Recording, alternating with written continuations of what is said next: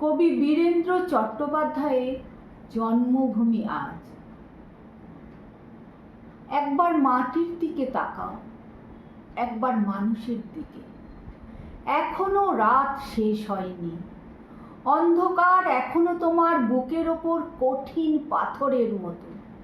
তুমি নিঃশ্বাস নিতে পারছো না।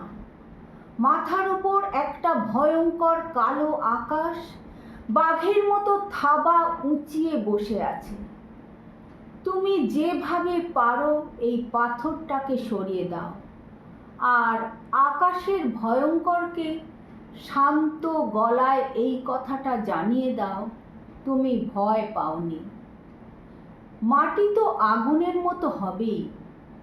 যদি তুমি ফসল ফলাতে না জানো, যদি তুমি বৃষ্টি আনার মন্ত্র ভুলে যাও, তোমার স্বদেশ তাহলে মরুভূমি।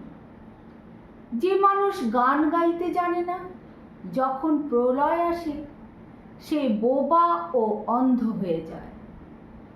তুমি মাটির দিকে তাকাও, সে প্রতীক্ষা করছে।